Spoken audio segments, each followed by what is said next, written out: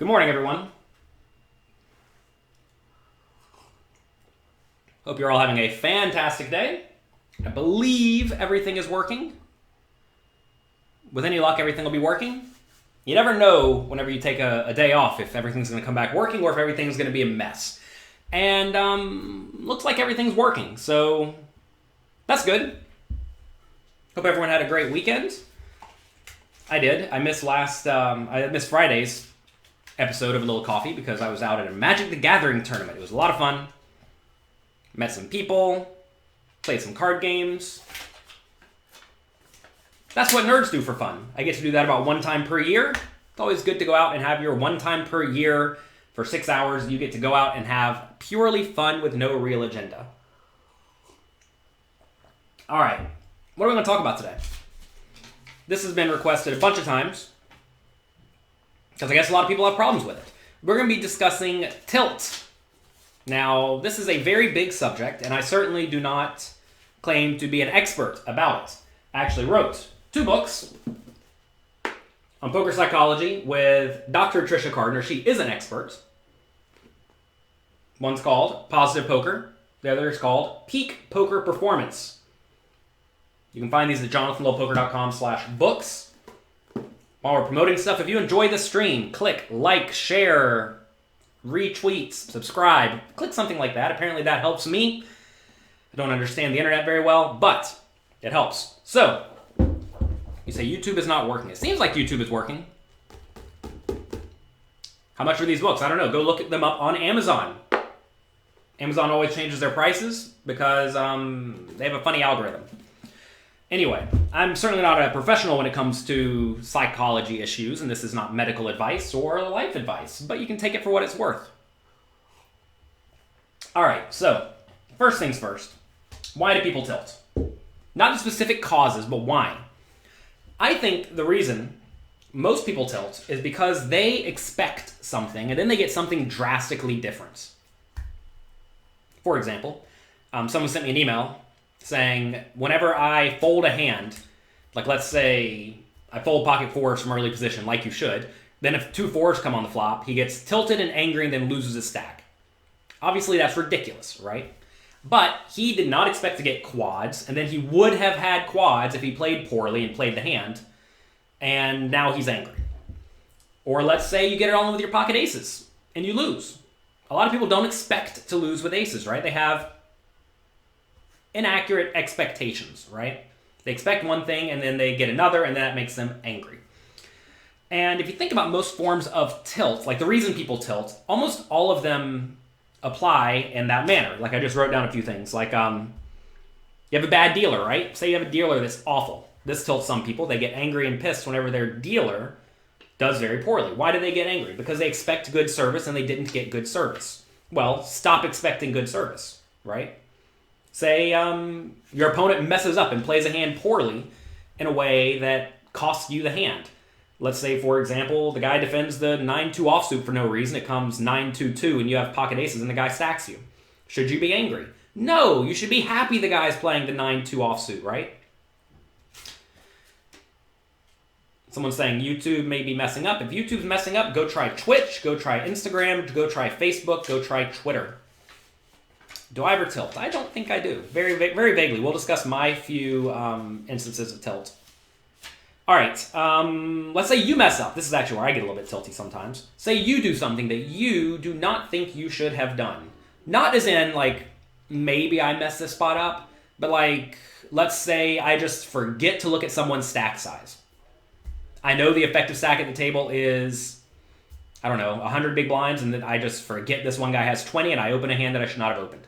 That kind of thing pisses me off because why am I playing so poorly, right? Why do I have such expectations of myself? Well, clearly means I'm just not good enough, right? If you have unrealistic expectations about anything, you will perhaps screw up, right? And you're going to get angry. Let's see. Tex says he gets annoyed whenever his opponents get there. Right, I mean, sometimes people get annoyed when they just lose hands. Some people get annoyed when they're card dead. Some people get annoyed when the waiter spills their food all over their lap, right? People get annoyed for all sorts of reasons, and all of them are irrational and unnecessary. It's important to understand. that your emotional response is irrelevant in all of these scenarios. What you think, what you feel, does not actually impact what is happening outside of your head. So, people typically have emotional responses when what they experience in the world is different than what they expected to happen. Okay? So knowing that, how can you fix this? Well, first, understand what is likely to happen. Imagine we know our aces are supposed to lose 20% of the time when we're heads up. I know that. We're supposed to lose 20% of the time. So, when we lose, that's normal, right? We're supposed to lose. If you don't lose 20% of the time, then it means that the game's rigged in your favor. Why would the game be rigged in your favor? That's ridiculous, right? You're supposed to lose 20% of the time. So, now that we know that, we should never get tilted whenever we lose with our aces, right?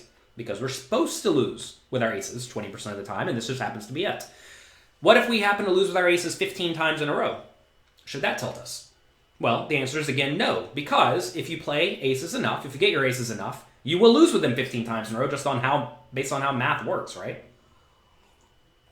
You're going to lose with your aces sometimes. And sometimes you're going to lose with them very frequently in a row. All right, next. Understand that variance is often way more wild, way more unpredictable than you can imagine. This is something I learned a long time ago from a guy named Irie Guy. And he had a post on one of the internet forums basically saying something effective, you can run way worse than you ever think is possible. And it's true. I've had big upswings, I've had big downswings. You can go both ways. If you play enough, you will experience ridiculous amounts of variance. For example, in live tournaments, I've had 2 times where I've gone 40 tournaments in a row with no cashes, and even then, like no real scores anywhere around it.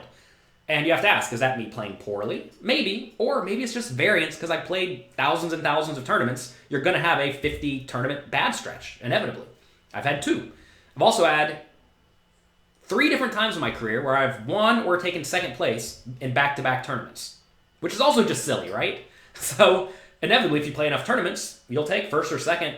Let's say it's a 300-person tournament. Well, 1 in 150 times. If you're good, maybe it's 1 in 75 times. So every 75 times 75, whatever that is, I should have a first and a second back-to-back. Just math, right? And inevitably, that's it. Do you correlate standard deviation with skill edge? They're definitely separate entities. You can play very wild and have an edge, and you can play very nitty and have an edge. If you're nitty, you'll have a lower standard deviation. That's just how it works. Let's see. How do you manage tilt during a downswing? Well, first question, why does it matter if you're on a downswing? This is another thing I've written down. Most people do not view poker as a long-term game. The person who emailed me about, I get annoyed whenever I fold the queen 8 suited, I would have flopped a straight flush. You're looking at one hand. The result of one hand is completely irrelevant. The result of 1,000 hands is completely irrelevant. I get so many emails every day with people saying, I've played 10,000 hands, I'm up a bunch, should I go pro? Or I'm down a bunch, am I just the worst ever? And the answer is like, no, it doesn't matter. 10,000 hands is nothing. And 10,000 hands is 1 or 2 days worth of hardcore online player schedule, and it's a lot of time in live poker, but it's pretty irrelevant. What do I make of not playing and only studying for a long period of time? Sure, go for it. It's what a lot of the best players have done with their lives, although they're also studying. You want to make sure they're also playing. You want to make sure you play some so you can implement what you are learning. Let's see. But yeah, I mean, notice though, how do you manage it during a downswing? What does being in a downswing have to do with anything? It is completely irrelevant. People think things matter that do not matter. Where your bankroll is on a random graph is completely irrelevant. Please get over that. Do you ever tilt? I just told you all. The main time I tilt, if I do tilt, is when I do something that I think is completely stupid. Like some things I understand you're just going to miss, right? I'm not trying to be the most perfect poker player ever, but like I said, the very easy example is, say I think everyone has 100 big blind stacks, but then I realize the guy in the big blind only has 20 after I open. Well, that's just dumb, right? I should have known the guy has 20.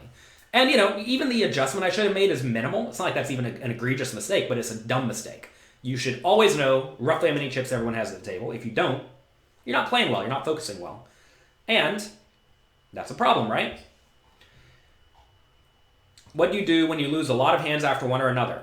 Do I accept that as variance and stop to play? I mean, listen, you're going to lose sometimes. Do I quit because I think I'm running bad? No, that's ridiculous. Do I think I'm going to turn around and run hot all of a sudden now? No, that's ridiculous. All of that is irrelevant. All of these thought processes you're having are completely irrelevant and wrong. All right, let's see what else we have. Get good. If you get good at the game, you're going to understand that a lot of the things that happen are just normal. People think they're not normal because they lack experience and they lack understanding of poker and life. Like, for example, an easy example is, so say you're driving in your car to work and you know there are 10 stoplights on the way to work. Every once in a while, you're going to get caught by every single stoplight, right? Sometimes that happens. So, should you be angry? Like, no, you know it's going to happen sometimes. Some people do get angry. They have road rage because they're fish, right? You don't need to be getting angry because normal things happen. Sabio says, dozens of people can use math and compute ranges in their heads. They absolutely can. I teach you how to do this at pokercoaching.com. It's not actually that difficult. Use the float the turn range analyzer away from the table and learn to do that in your brain at the table. It is not hard to count combinations and come up with roughly a somewhat reasonable strategy. You're not going to be like a supercomputer, of course, but you're going to be pretty close to right. So a lot of people, again, they think something to the effect of, this happened to me this one time, or this has happened to me over the short period of time, therefore I should be angry. But why? Who told you should be angry? Why do you think you should be angry? Well, the reason is because you think you're supposed to be winning.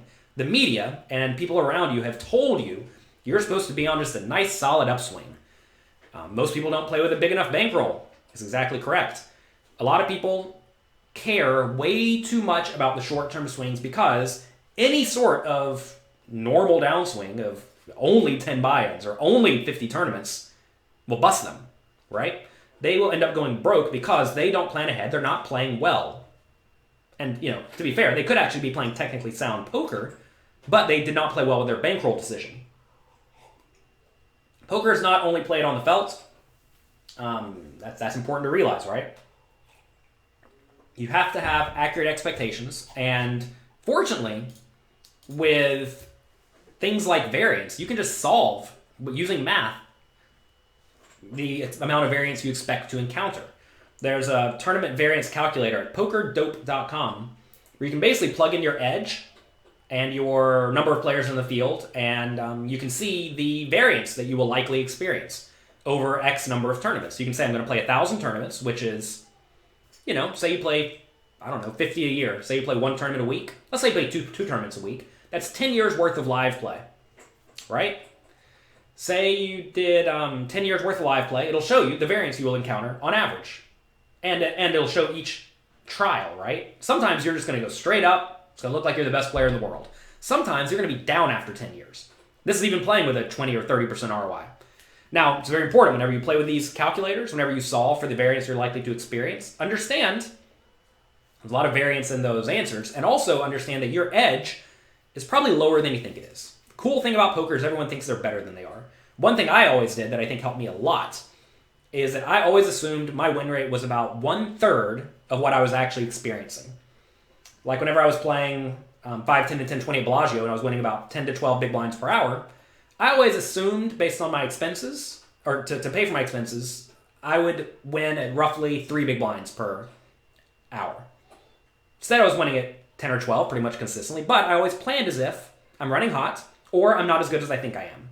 And if you do that, you're going to keep your expenses low. You're going to be very reasonable. You're going to realize I need a big bankroll because you could be running poorly. That will not maximize your potential gains, but it will make it impossible for you to go broke. And I always wanted to not go broke. I mentioned a pro who studied and played very little. That was Michael Acevedo. Very good online player. He just took second in a tournament yesterday for like 25K. Let's see.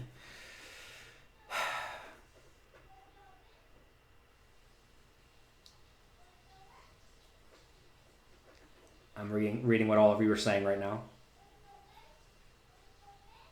Tilting is for babies. Yeah, tilting is for babies, but funny enough, I think almost everyone does have something that tilts them. I mean, I just told you all, I have something that tilts me, and I've been playing for forever. Not that it makes me play poorly. Now, it's very important to realize, we didn't get quite here yet. But,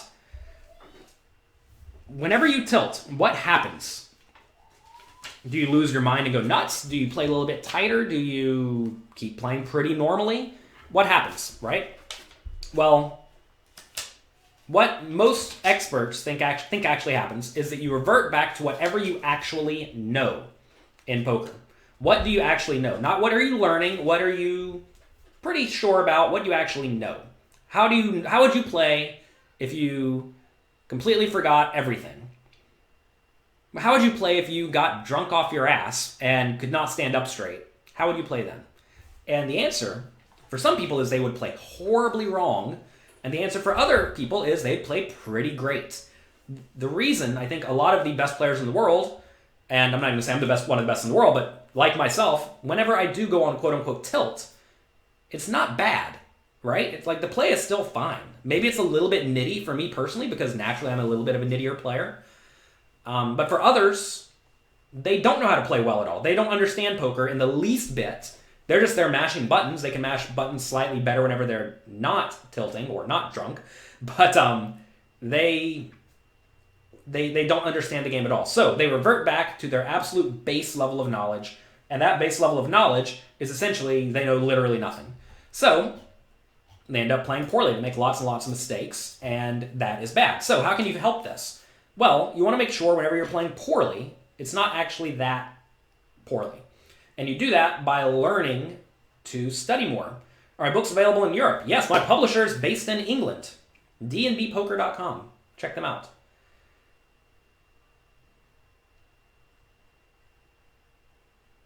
Make a video of James getting tilty and saying it's for babies. Yeah, that's not a bad idea. Should you buy a camera for YouTube creation or just move up in stakes? Move up in stakes. Also, there's a Logitech camera that I use. It's not expensive. I think it costs like $40. This camera we're using, I know it's not the best one ever. It's perfectly fine for like Twitch streaming. But it's a Logitech, something another. You can just look it up. It's one everyone says to use. You do need a microphone, though, for Twitch. We have this microphone here. This microphone costs about $100. It's probably more than you need, but it's perfectly fine. The whole setup you need to stream on Twitch will cost you about $150. It's not a whole lot. But yes, move up in poker. That is definitely what I would suggest you do. Would you use strict bankroll management to play small stakes when it's not your primary income? It depends on what your goals are in life, Caleb.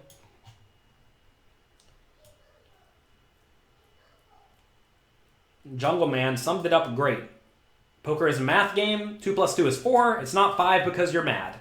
That's true. Whenever people get on tilt, remember, they go back to what they know. Most people don't even know that 2 plus 2 is 4. That's the issue, right? They think 2 plus 2 is some number because we haven't studied it. And because of that, anytime anything they experience in life is different than what they expected to happen, things go poorly. So, what do you need to do? You need to understand poker better. If you understand poker better, it will not bother you when routine things happen. And you have to understand as well, in math games with variance, everything is routine. There should be nothing that surprises you. There should be nothing that shocks you because it is all normal. And you may say, but I would have flopped a straight flush or I lost with my aces 7 times in a row. It's normal.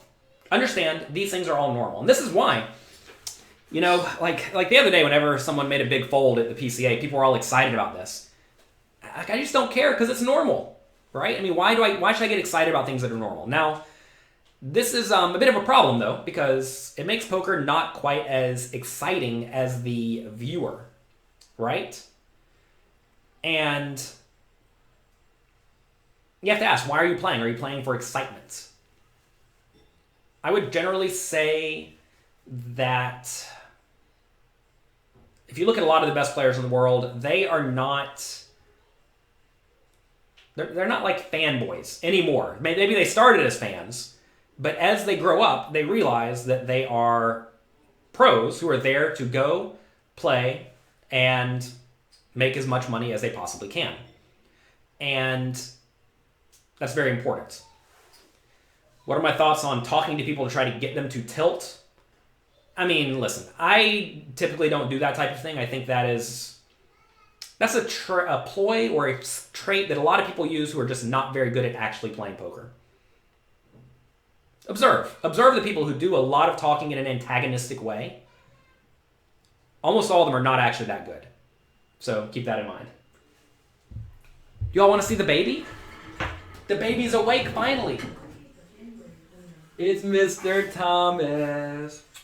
Can you say hello? Can you stand up? Can you say hello? This is Mr. Thomas. He's my baby.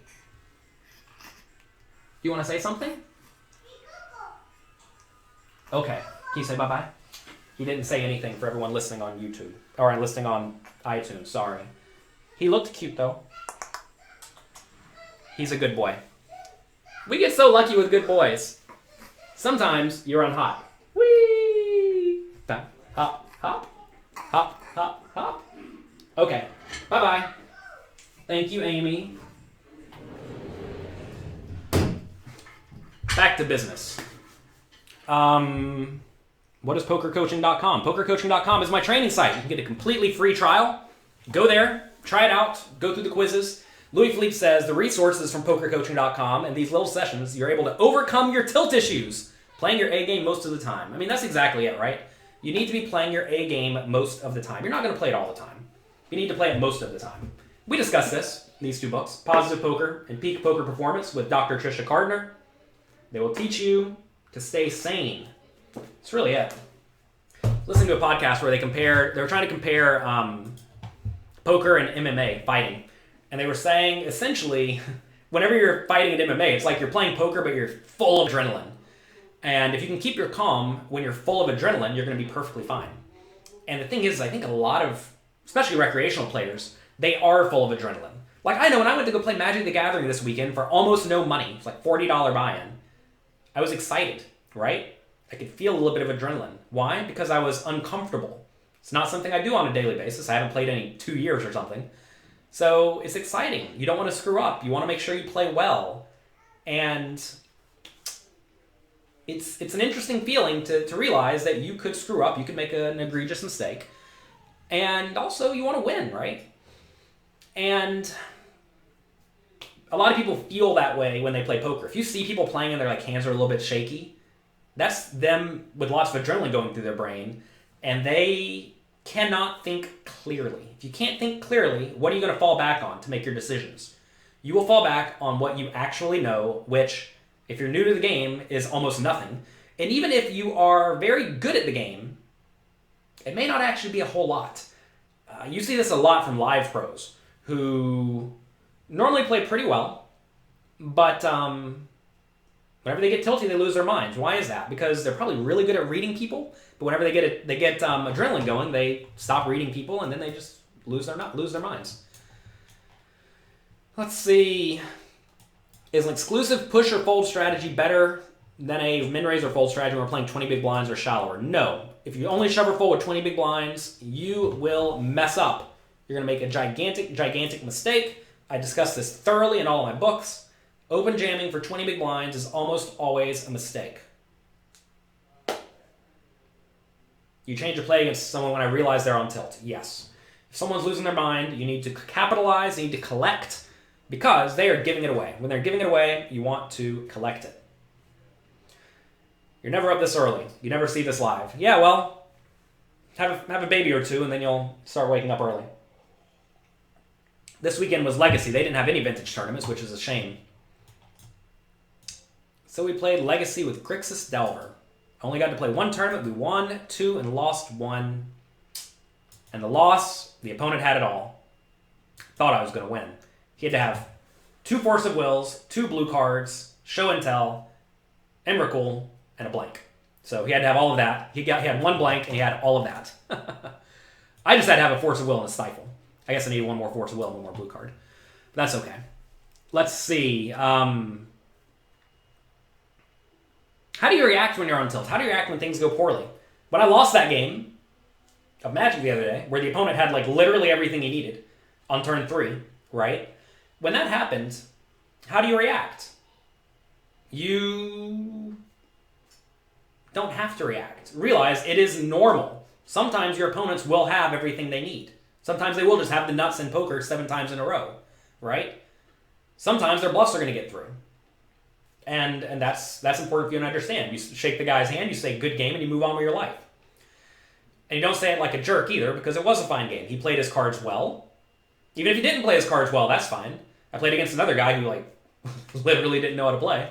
And he was still nice. He shook my head and said, good game. He's a sport, right? Was there any money on the line? In that game, I think there was $100 on the line. That was to go 3-0. We were both 2-1 because we were both competent players with good decks. If you're both competent and you play well, you're probably going to be 2-0 in a lot of live tournaments. How many big blinds should you be able to 3-bet light? Ordinary. You need to study poker a lot. We're not going to answer that here. Go to pokercoaching.com. We discuss it thoroughly. Alex Fitzgerald has a good webinar on raising with short stacks. Yep. Would you ever do a $50 to $10,000 tournament bankroll challenge? No, because I don't have an ego problem, and I don't need to prove myself to anyone at this point in life.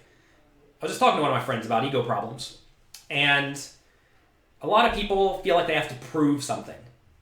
You have to all understand, I took $50 and turned it into millions, and do I need to go do that again? Do I have that much free time in my life that I'm going to sit around and play tiny stakes tournaments to, try to entertain people?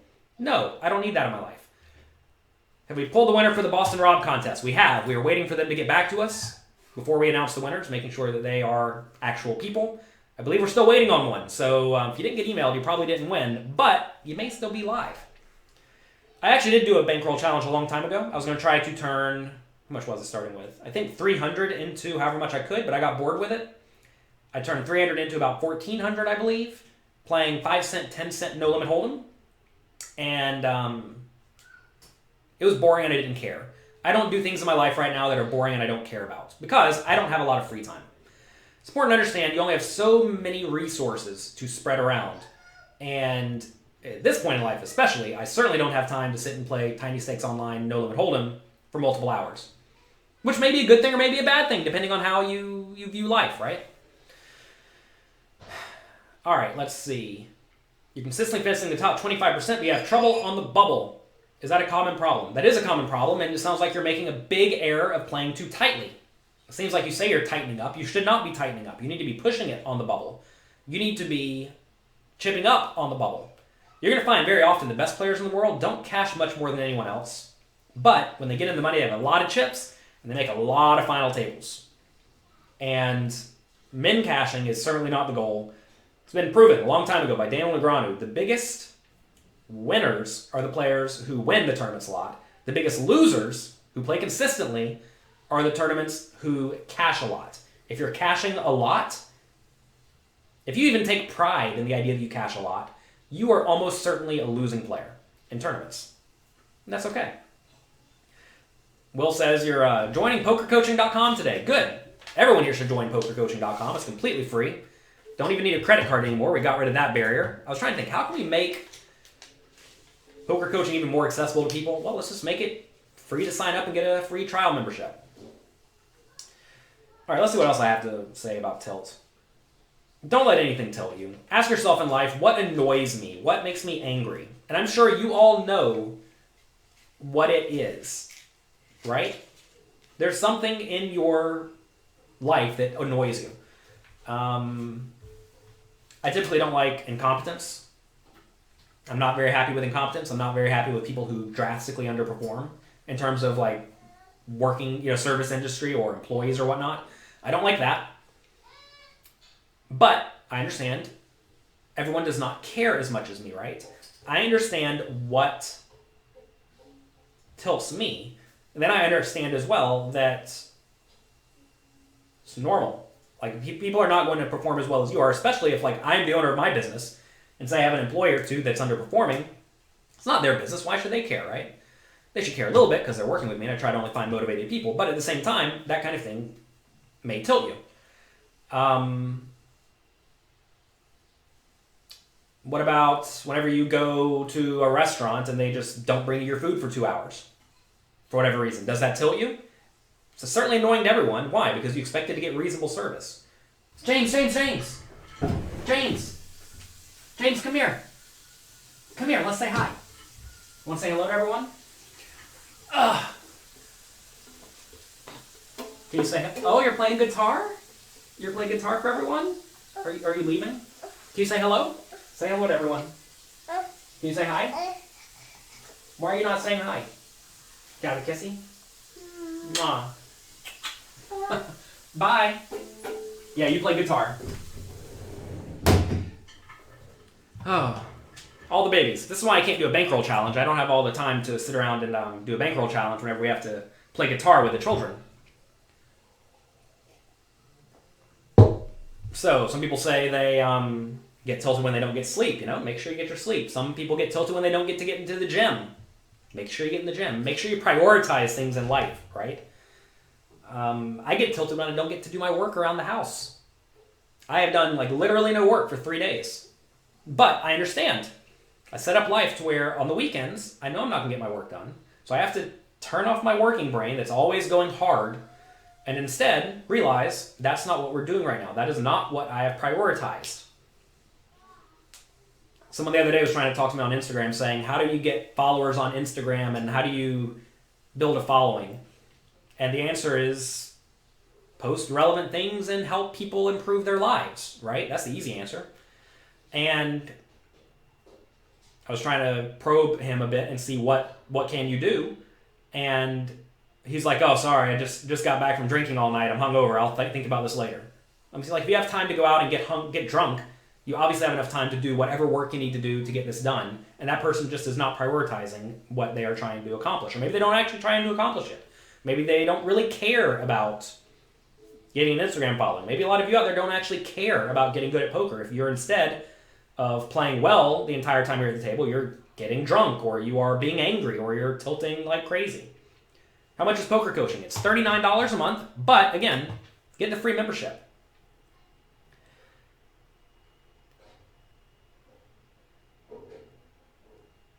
Let's see. Your biggest cash was for, you took second in a 25K recently. Good job. Glad to hear that's working. You don't get tilted when you don't know the right way to play. Well, Man on Fire, that's easy to fix, right? Spend all of your free time studying. You don't know where to search for the answer? Well, first things first, go to pokercoaching.com, do the homework. We teach you how to come up with at least a reasonable play in essentially every scenario. It may not be the absolute best GTO play, but it will be a very solid answer to your question. Essentially any poker question you can solve. And it's not actually that hard if you learn how to balance your range somewhat well. And that's what we teach at pokercoaching.com. What does it take to play for a living? You have to be good at poker and you have to be disciplined. Most people are not good at poker and they're not disciplined. How did I do in the Magic tournament? It was only a 3-round tournament. I won 2, lost 1. And the one I lost, he had it all. So you're going to lose when they have it all. And the ones I won, they were drawn thin. All right, let's see. In a cash game, can you walk away or take a breather to manage tilt? Any tips for tournament? Or you can walk away. Listen, Kenneth, why do you need to walk away? Why do you need to take a breather? Think about this, right? Why do you feel in your body that when things are going poorly, you have to get up and leave? You should not feel any of these feelings. That's what I'm trying to get across to everyone, Kenneth, is that you don't need to feel this way. You don't have to feel this way. You feel this way because someone out there told you you're supposed to feel this way when things go poorly. Maybe it was your parents when you were a kid. Maybe they would flip out when things go wrong. Maybe you're watching other bad players who flip out when things go wrong. You don't have to act like that. Tilt is essentially a learned behavior. Imagine in poker, you instead of thinking I'm supposed to win X amount of the time, imagine you thought you're supposed to lose literally every single time you played.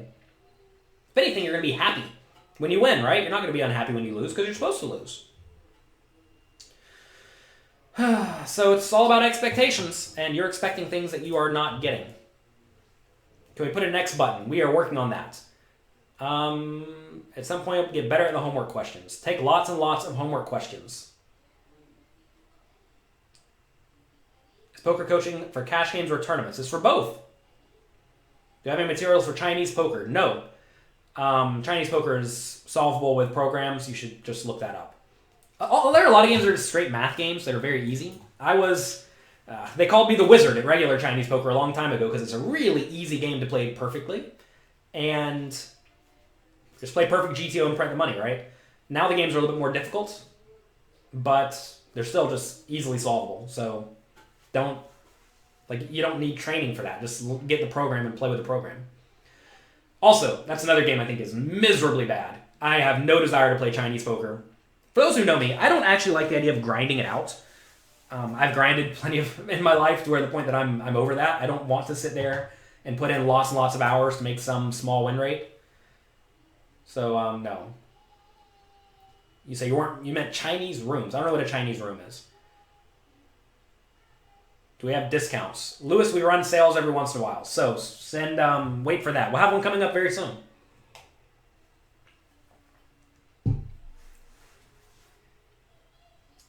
I think a lot of people think they're supposed to react when things go poorly or well. We didn't talk about happy tilt, but happy tilt is the idea that you go on tilt when things go way, way better than you expect them to. That's also a big, big problem. A lot of people think if you're winning every hand, you should keep on playing every hand. Because you're winning, why wouldn't you? And that's also a silly thought process, right? You don't get better cards just because you're winning. So keep that in mind. Like D. Nelson saying that in situations like let's say you get bad beat and you try to shrug it off. What do you need to even shrug off? It doesn't matter. So if you don't have to shrug anything off, it's not even a thing, right? It's hard to get this concept across, the idea that you can play poker, bad things can happen to you, and you just don't care. It just doesn't even matter. I think a lot of people think that the things that happen to them matter. And at the poker table, they absolutely do not. So understand that. You have to understand that. And if you don't, you're always going to struggle with tilt issues. I don't exactly remember when it was. It must have been 8 or 10 years ago at this point. But I think I was talking with Elliot Rowe, a great mindset expert. I had him write for Excelling at No Limit Hold'em. Let me show you that book. Here, put this up. Excelling at No Limit Hold'em. We have Elliot Rowe right here in the corner. Fantastic mindset expert. There's Dr. Tricia Cardner right there next to him. And I don't know what clicked, but I eventually learned it just doesn't matter, right? You are going to experience variance, and why should you care? And ask yourself this, why should you care? A lot of people are going to have reasons. I should care because I don't want to lose money. Understand you came into the world with no money, and understand as well that money will come and go. That's just how it works. Do you care because you're embarrassed that your friends think, oh, now I'm a loser because I lost with my aces pre-flop? Well, then find new friends. Your friends are idiots, right? You need to ask yourself, why do you care about losing? And understand that losing is not necessarily bad. You're supposed to lose sometimes in poker and in life. It's not always going to go great for you. And that's okay. When you have setbacks in life, same thing. It's going to happen. It inevitably will happen. And when it does, that's okay. You can try to set yourself up to not lose so much. For example, let's say you know you hate variance.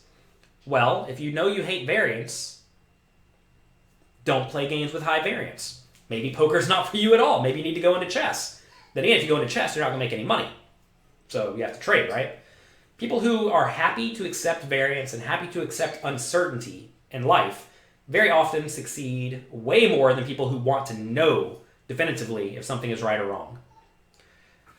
Again, a lot of people are under bankrolled. Yeah, a lot of people are under bankrolled because they don't understand variance. They do not understand the game. So they play a game that they don't understand, that they think they're supposed to be good at, right? It's a bad thought process. If you approach anything with a bad thought process, you should expect poor results.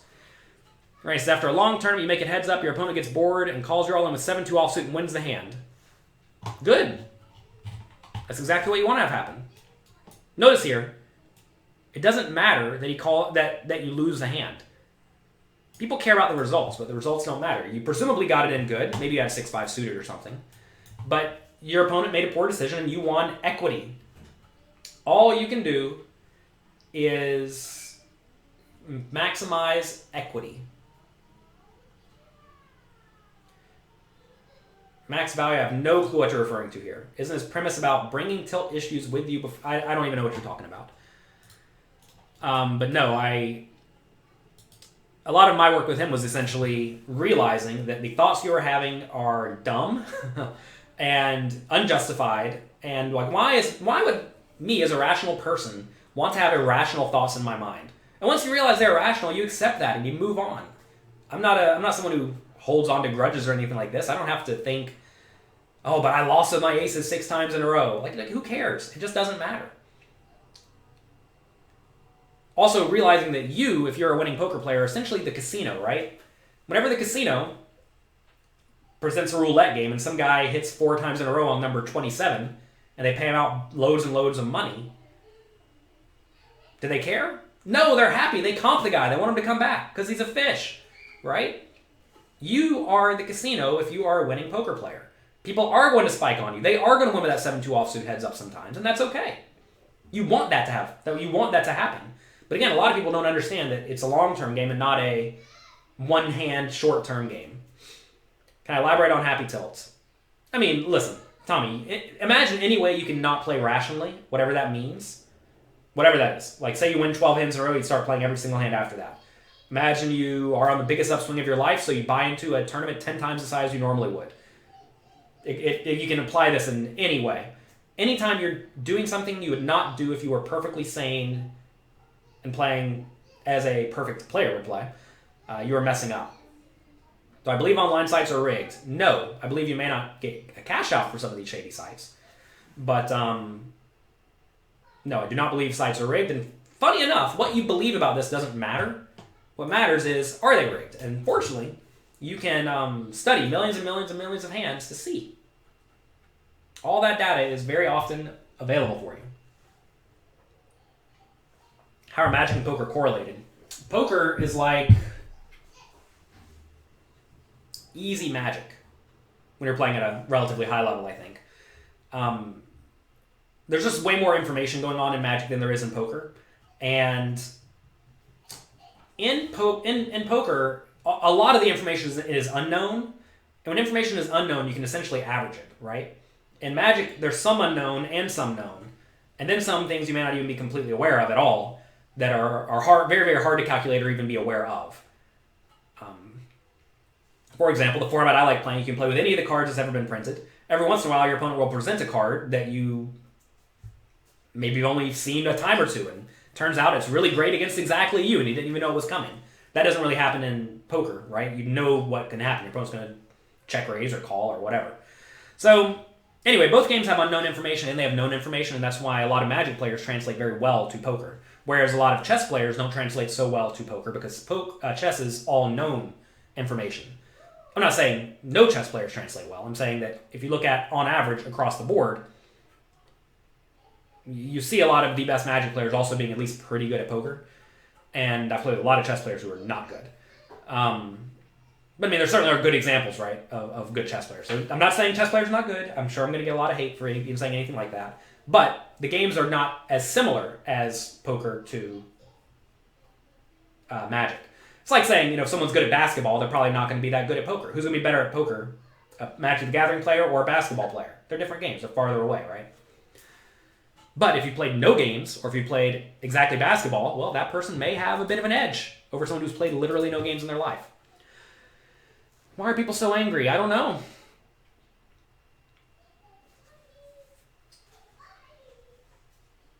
Lex, listen, max value. Elliot Rowe has done a lot of work. I don't know exactly what you're referring to. You have to understand, lots of people out there produce a huge range of work.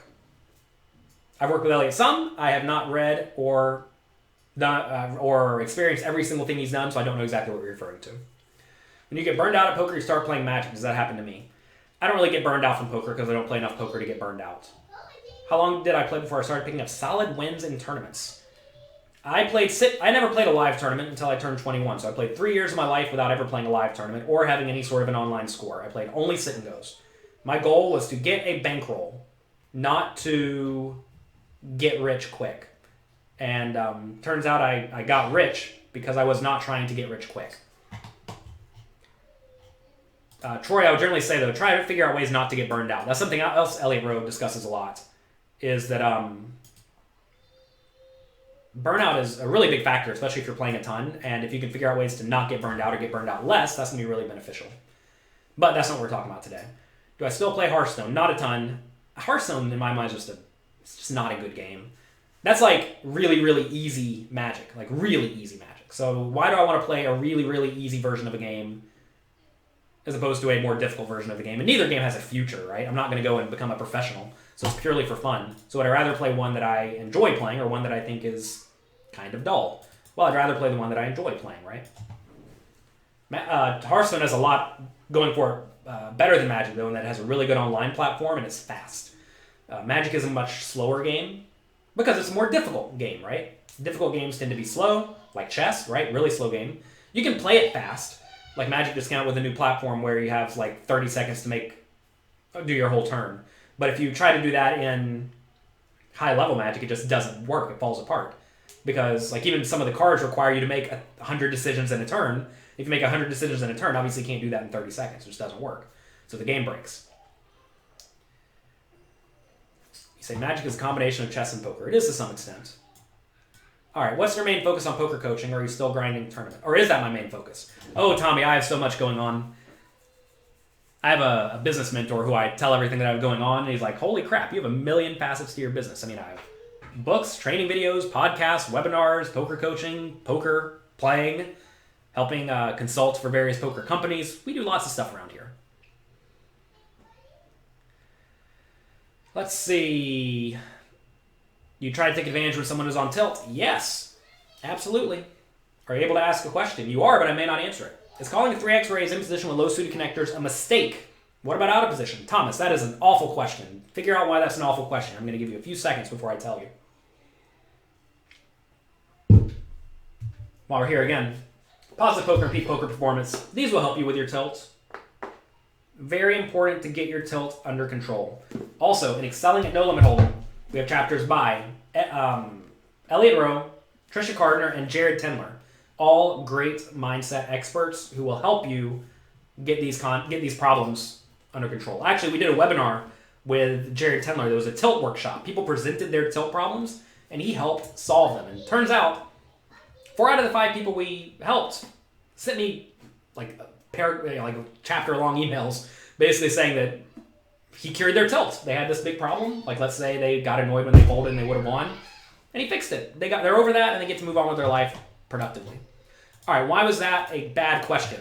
The question was, is calling a 3x raise in position with a low suited connector a mistake? What about from out of position? The reason that's a bad question is because we don't know the stack sizes and we don't know the opponent's tendencies, right? We don't know either of these things. If the opponents are awful and deep stacked, obviously you should be playing these hands.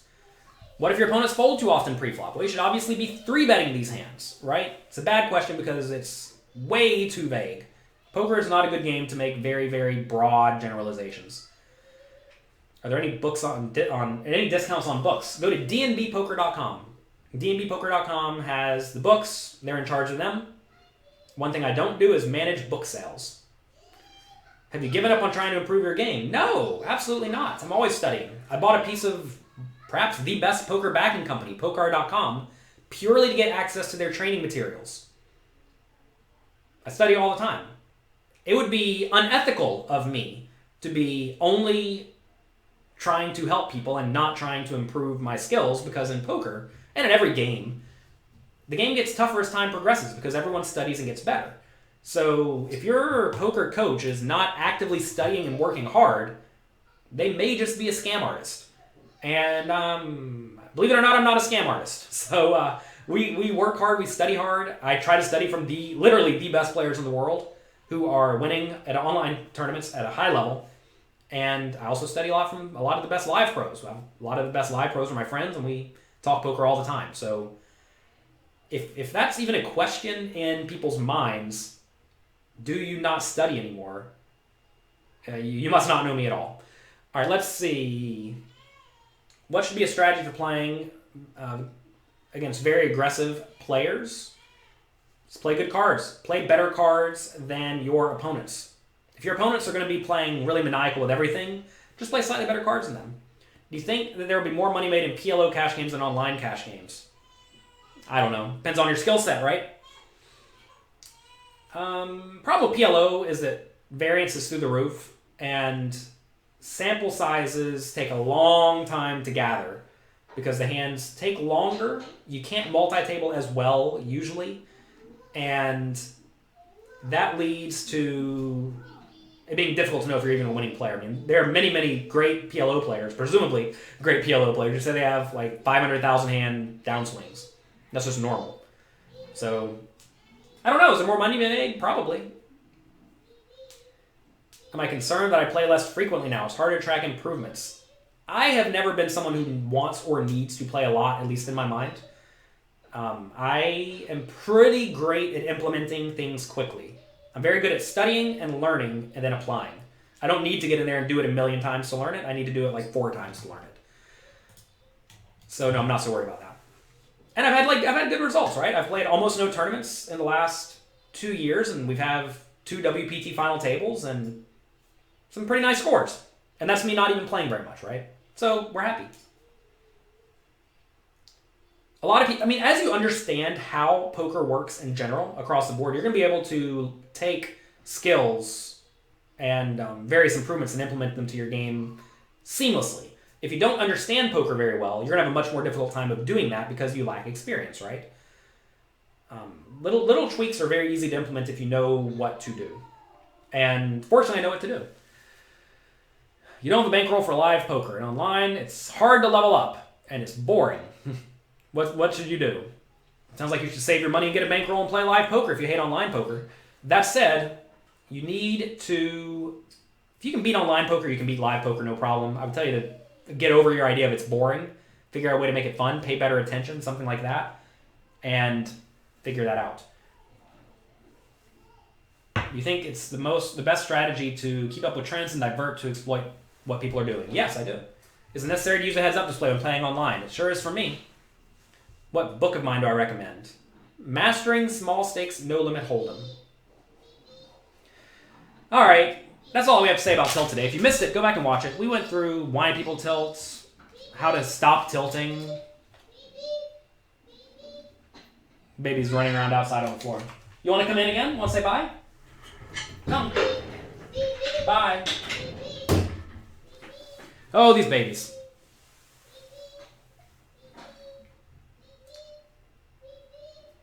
Let's see. What's the video where I talk about starting poker from day one? I don't know that video.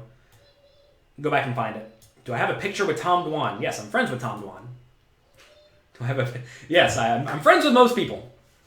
And I've been friends with Tom Dwan for a long time. Since I was, guess I was 21 when we met. What a difference between being good at tournaments and cash games. There's a whole lot of them. We don't have time for that today. You just make poker sound so easy to win, LOL. Yes, well, all you really have to do is find a game you can beat and play it a lot. And keep a good bankroll.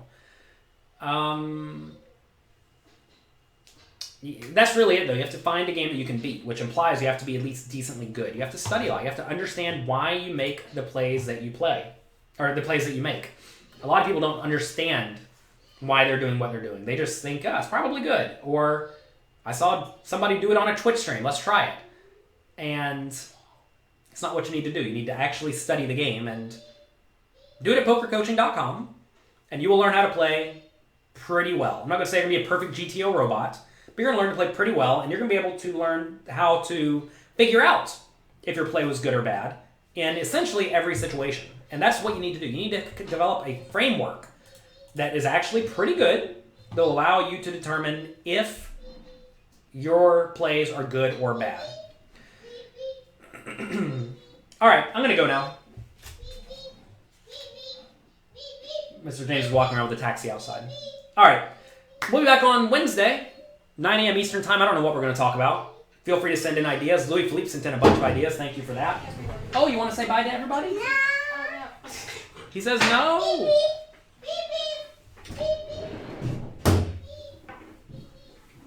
Amy likes when I show off the babies for some reason. I'm not too sure why that is. He's a good baby. Oh, but everyone, realize, I just want you all to realize that what you are thinking, what's happening in your mind is only in your mind. When you lose a big hand, when somebody spills a drink on you, no one cares. They're simply thinking about what's going on in their mind. So what's going on in your mind is irrelevant. It should not impact your play. It should not impact your life decisions. It should not impact any of that. It really shouldn't. And if it does, understand that you are acting emotionally, and emotions will ruin your poker game. Have a great day. I will see you all again on Wednesday.